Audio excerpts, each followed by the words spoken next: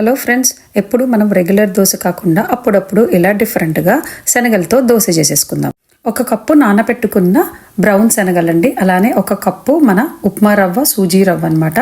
అలానే కొంచెం కొరియాండరు, అల్లము, పచ్చిమిర్చి, జీలకర్ర, కొంచెం మిరియాలు, అలానే 1 కప్పు పెరుగు వేసేసుకోవాలండి. ఇది వేసుకున్న తర్వాత కొంచెం మనం ఇందులోకి ఉప్పు కూడా యాడ్ చేసుకోవాలి. యాడ్ చేసుకున్న తర్వాత వాటర్ పోసేసుకుని మెత్తని దోశ బ్యాటర్ లాగా మనము గ్రైండ్ చేసేసుకుని పక్కకు పెట్టేసుకోవాలండి. ఇప్పుడు మనము పీనట్ చట్నీకి రెడీ చేసేసుకుందామండి.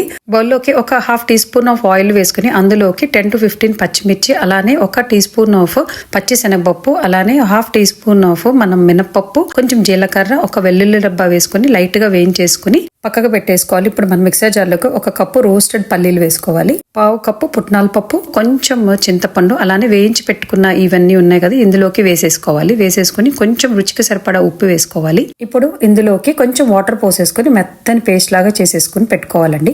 ఈ పీనట్ చట్నీలోకి ఇప్పుడు మనము ఇందులోకి తాలింపు కూడా వేసేసుకుని ఒక్కసారి కలిపేసుకోవాలండి.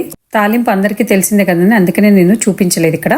ఇప్పుడు మనము 1 దోశ పెనం తీసేసుకుని దానిలోకి మనము రెడీ చేసి పెట్టుకున్న శనగల బ్యాటర్ ఉంది కదండి, అది చక్కగా దోశ ఫామ్ లో వేసేసుకుని దానికి ఆయిల్ అప్లై చేసేసుకుని బాగా వేగిన తర్వాత మనము సర్వ్ చేసేసుకోవటమేనండి పీనట్ చట్నీతో. మీరు కూడా ఈ హెల్దీ బ్రేక్ఫాస్ట్ చేసేసుకుని ఎలా వచ్చిందో నాకు కమెంట్స్ లో చెప్పండి. మరి stay tune to Paddu's cuisine.